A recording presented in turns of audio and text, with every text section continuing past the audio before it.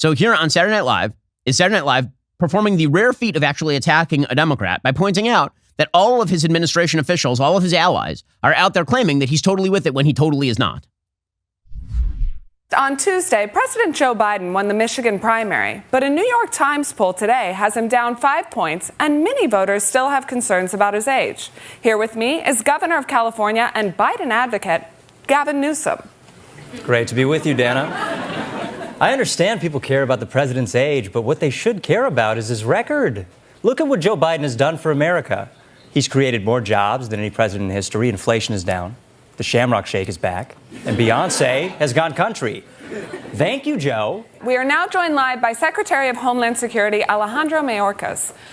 Thanks for having me, Dana. Man, I am exhausted. I was with Joe Biden for the past weekend, and phew, he wiped me out. Okay, so you feel he's up to the job? Dana, I was just with him, and behind closed doors, he's a dynamo. This weekend, we both went down to the border town of Brownsville, Texas, and Joe went into beast mode. He said, "We gotta tighten this border. Look how easy I can cross it." Then he parkoured up to the top of the border wall. He front flipped into the Rio Grande and came back up with a fish in his mouth. When SNL is going after a Democrat, you know that Democrat is in serious trouble. Bill Maher also going after Joe Biden because Bill will say the truth about Joe Biden, which is that he is no longer with us, the late lamented president of the United States. Instead of trying to refute all the too old to be president slams, Joe must embrace them. Stop with the "I'm sharper than ever." Nobody's buying that. Don't try to deny the age thing. Lean into it. Lean in. Lean in like you're eating soup. And just admit it. Say, "Yes, I'm bad with names, and I walk like a toddler with a full diaper. But I believe in democracy." Because Joe's problem is not a new one for Democrats. Not the age thing specifically, but the idea of letting the opposition intimidate you into being defensive about who you really are. Yes, that we've seen before. John Kerry pretending to be a duck hunter. Hillary carrying hot sauce in her purse. Americans hate that. Be yourself. And Joe, yourself is old. That's who you are. Old. Okay, the problem with that is that no one wants that. So he's stuck between a rock and a hard place. I mean, Maher's giving him the best advice, which is you can't avoid it. So just, embrace it. But the problem is no one wants that. And Joe's not just old. Joe is not with it. He stumbles out. He goes, and then a fire breaks out in the Middle East. He stumbles out, and suddenly there's a riot somewhere.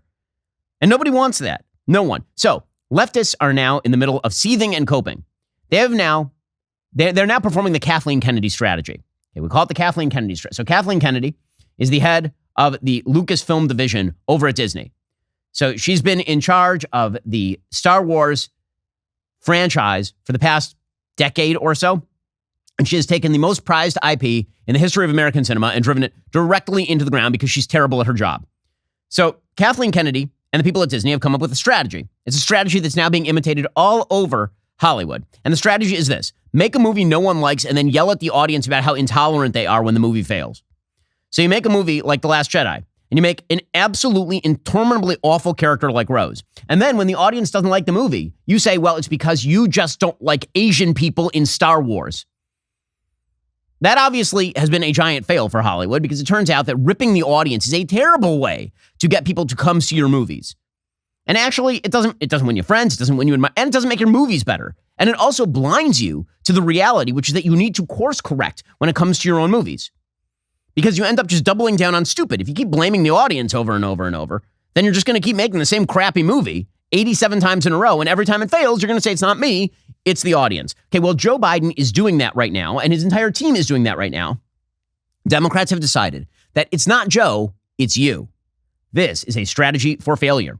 Does it make sense that a single internet company controls 90% of internet searches, runs your email service, and then can also track everything you do on your smartphone? Big tech It's more powerful than most countries. They profit by exploiting your personal data. Put a layer of protection between your online activity and these tech juggernauts with ExpressVPN. When I run ExpressVPN on my device, the software hides my IP address, making it harder for big tech to trace and sell my activity to advertisers. ExpressVPN also encrypts 100% of my internet data to protect me from hackers and eavesdroppers on my network. What I like most about ExpressVPN is how easy it is to use. Download that app on your phone or computer, tap one button, and you're now protected. So, stop handing over your personal data to the big tech monopoly that mines your activity and sells your information. Protect yourself with the VPN I trust to keep me safe online. Visit expressvpn.com/Ben Shapiro Show. That's EXPRESSVPN.com/Ben Shapiro Show to get 3 extra months for free. I keep myself safe online by using ExpressVPN. You should do the same. Head on over to expressvpn.com/Ben Shapiro Show right now to learn more. The media was replete over the weekend with members of the left suggesting that the real problem is voting Americans. The real problem is the insane insipidity, foolishness of the normal voting American. The normal voting American just doesn't get it. They're racist. They're sexist. They're terrible. They're threats to democracy. So, for example, MSNBC, which is the repository of this entire strategy, had on a University of Maryland political science professor named Thomas Schaller, who promptly explained that white rural voters are a threat to democracy. Now, what a normal political party would do is say, why aren't we winning white rural voters? What are their concerns? Perhaps we should listen to those. And maybe we have some, maybe we don't. Maybe their agenda doesn't cross over with ours at all, and we're just going to forego their votes. That's what a normal political party would do. This Democratic Party has decided if white rural voters will not vote for Joe Biden, which, by the way, is the reason he was nominated, is because the idea was he was going to cut into Donald Trump's white rural voting base. And by the way, he did. If you look, statistically speaking, Donald Trump actually underperformed in rural areas and overperformed in urban areas in 2020. So it actually worked for Joe Biden. Then he promptly abandoned those people. And now they're relegated to saying that all those people are racist, fascist Nazis out in the sticks. Why are white rural voters a threat to democracy at this point? You would think, as we pointed out, looking at Joe Biden's background and Donald Trump's, that the opposite would be true. I mean, we lay out the fourfold interconnected threat that white rural voters pose to the country. First of all, and we show 30 polls and national studies to demonstrate this. So we provide the receipts in Chapter 6.